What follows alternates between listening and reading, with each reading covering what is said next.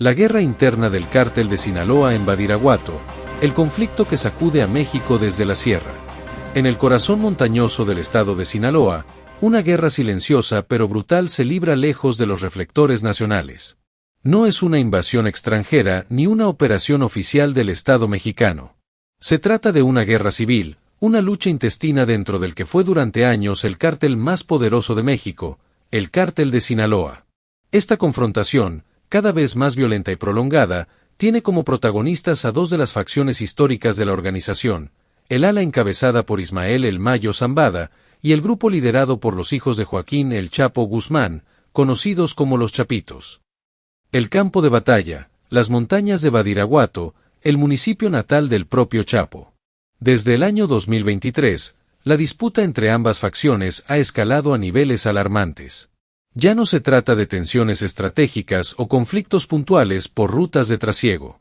Ahora hablamos de enfrentamientos armados sostenidos, desplazamientos forzados de población civil, desapariciones masivas, ejecuciones, emboscadas, bloqueos de caminos y una multiplicación de las muertes violentas en zonas donde, hasta hace poco, reinaba una tregua tácita basada en el respeto mutuo entre capós.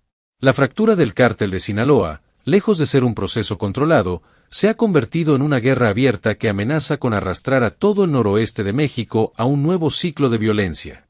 Los números hablan por sí solos.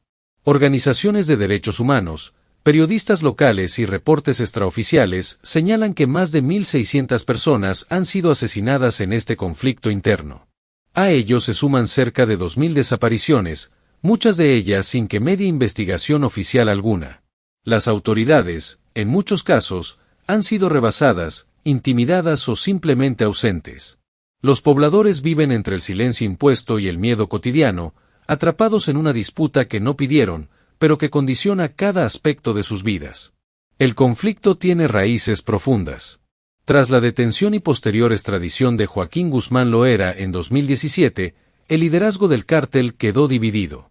Aunque durante años se intentó mantener una estructura unificada, con acuerdos operativos entre las distintas ramas, la tensión creció lentamente. El Mayo Zambada, un capo veterano, sigiloso, con décadas en el negocio, mantuvo el control de la vieja guardia del cártel, caracterizada por su bajo perfil, sus pactos políticos y su fuerte arraigo en el norte del país.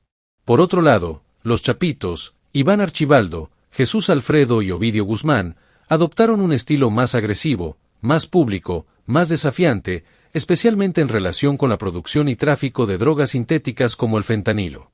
Fue precisamente esta droga, el fentanilo, la que catalizó la fractura.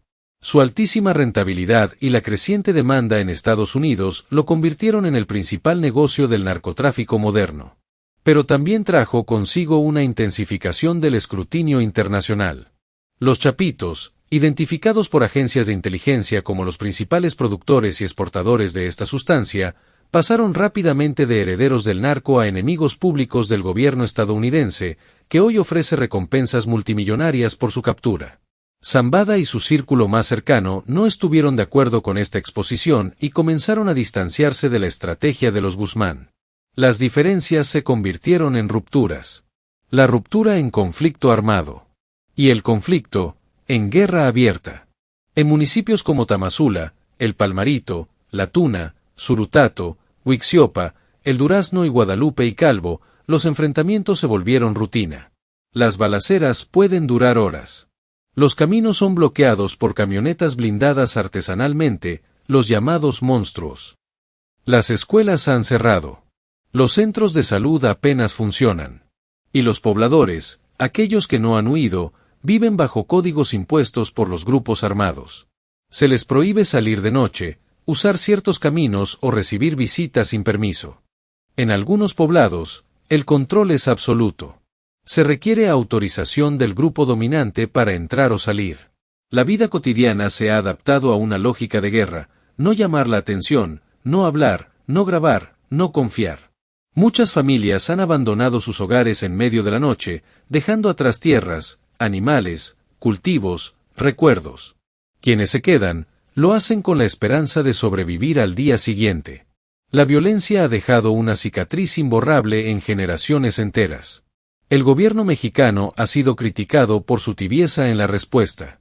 Aunque ha desplegado elementos del Ejército y la Guardia Nacional en ciertas zonas, estos operativos suelen ser temporales, simbólicos o ineficaces. En muchos casos, los grupos criminales están mejor armados, mejor informados y cuentan con redes de apoyo en los propios pueblos. Los retenes ilegales siguen operando sin obstáculos. Las fuerzas federales entran y salen, pero rara vez permanecen. Y cuando lo hacen, se enfrentan a un terreno hostil, montañoso, difícil, donde los grupos criminales conocen cada sendero, cada vereda, cada cueva. La guerra entre el Mayo y los Chapitos no solo ha transformado Badiraguato, sino que ha reconfigurado el mapa criminal del país. Grupos rivales, como el Cártel Jalisco Nueva Generación, han intentado aprovechar la coyuntura para expandirse. Nuevas alianzas se están formando. Pequeñas células se escinden para operar de forma autónoma. Los niveles de violencia han aumentado en estados vecinos como Durango, Sonora, Nayarit y Chihuahua. Lo que ocurre en la Sierra de Sinaloa tiene consecuencias directas en todo el norte del país. El conflicto también ha mutado en su forma. Ya no se trata solo de controlar rutas o territorios. Ahora hay una guerra por el relato. Cada grupo difunde videos, comunicados, audios y mensajes en redes sociales.